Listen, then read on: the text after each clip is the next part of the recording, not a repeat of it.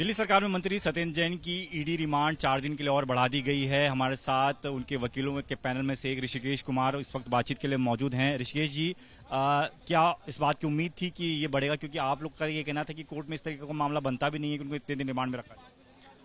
हमने पहले भी कहा था और अभी भी कहा है कि ये जो पूरा केस है एक तरीके से विक्टिमाइजेशन कर रहे हैं, एक तरीके से हैरेस करने का कोशिश कर रहे हैं। और पहले 9 दिन की रिमांड ली थी, आज उन्होंने 5 दिन की रिमांड मांगी। कोर्ट ने दोनों पक्षों को सुनने के बाद 4 दिन की रिमांड जो है वो ग्रांट की है। मंडे को उनको दोबारा प्रोड्यूस करेंगे। अभी हमने आज अपनी बेल एप्लीकेशन मूव कर दी है। संभवतः मंडे को जो है बेल एप्लीकेशन पे सुनवाई शुरू हो जाएगी। कहा जा रहा था कि जितनी बरामदगी हुई है अलग अलग जो उनके लोगों से बताया जा रहा है, उनके करीबियों से बरामदगी हुई है, उसके आधार पर ही क्या ये रिमांड बढ़ी आपको लगता है? देखिए, रिमांड तो 14 दिन की रिमांड का लेना जो है वो कानूनन जो है इनके पास है। कोई भी किस तरीके की जब सीबीआई भी करती है, चाहे पुलिस करती है, 14 दिन की मैक्सिमम रिमांड मांग सकती है, उससे आगे रिमांड नहीं मिलती है।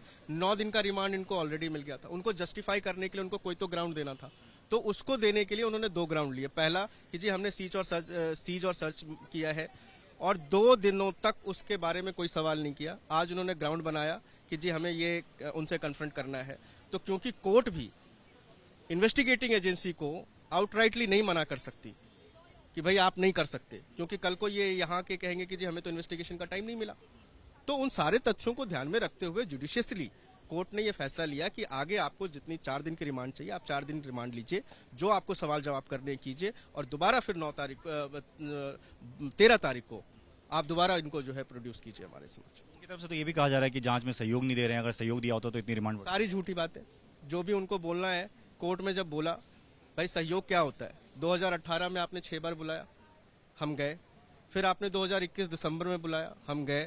फिर आपने 2022 में बुलाया और गिरफ्तार कर लिया। फिर उसके बाद 9 दिन की पुलिस कस्टडी ली, और अब जो है 4 दिन की और। तो सहयोग कैसा होता है? सहयोग की परिभाषा क्या है? आपके नजरिए से देखा जाए तो अब इस केस में किस तरीके से, मतलब क्या सत्येंद्र जैन को आगे चल के राहत मिल सकती है, या फिर अभी और पेच फंस? नहीं, पेच फंसने वाली कोई बात नहीं है। इनके पास कोई केस नहीं है हमारे खिलाफ में। इनके पास जो भी केस था, जो भी मटेरियल था, वो सारा मटेरियल जो है वो फ्रिवलेस है। एक भी आज की डेट में इतनी इन्वेस्टिगेशन के बाद भी एक तथ्य नहीं निकाल के लाए कि आप बताइए कि आपको मिला क्या यहाँ पे। 2,79,000 रुपए का जिक्र कर रहे हैं, वो भी अकाउंटेंट मनी। और जिन लोगों के पास से बरामदगी बता रहे हैं, उनसे हमारा कोई लेना देना नहीं है। कोर्ट ने कहा आप रिलेशन बताएं। आपके और मेरे के बीच में अगर कोई किसी तरीके का कोई कनेक्शन है, तो उसके कोई दस्तावेज तो होंगे, किसी के बयान पे तो नहीं होगा। कोर्ट ने कहा दस्तावेज दिखाइए कि जहां से आपने बरामदगी की है, सोने की, पता नहीं और कैश की, उनसे इनका क्या लेना देना है। कहते जी बयान में कह दिया, तो कल को कोई भी कह सकता है कि जी ये इनका पैसा है। पुलिस या फिर एजेंसी बयान के आधार पे नहीं, सबूत के आधार पे केस कहलाती है। अभी तक ईडी सिर्फ बयानबाजी कर रही है। आप देखिए, 2 दिन पहले वो सीज सर्च करती है, कोर्ट में आज बताती है, और 2 दिन पहले प्रेस रिलीज जारी कर देती है। तो आप समझ रहे हैं कि ये सारा जो चल रहा है, ये सारा इसलिए चल रहा है कि एक माहौल बनाया जाए। लेकिन ये राजनीतिक बातें हैं।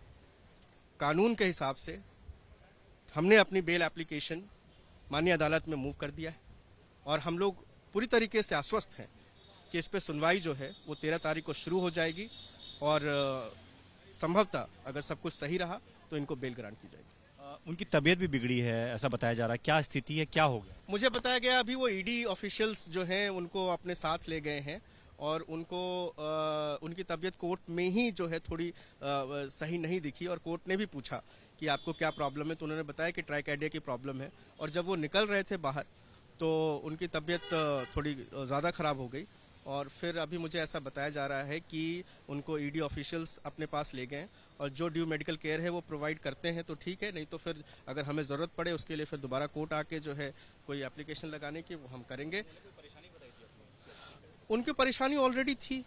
उनको जब से कोविड हुआ था तब से उनको स्लीप एपनिया की प्रॉब्लम थी। उसके बाद जो है कॉम्प्लिकेशन, पोस्ट कोविड कॉम्प्लिकेशंस थे। अभी ट्राइकार्डिया भी है। तो ये उनको प्रॉब्लम तो पहले से थी, और वो एग्जेजरेट हो गया, और कोर्ट में भी जो है उन्होंने इस बात का जिक्र किया, और आज जब बाहर निकल रहे थे तो he was not perfectly all right.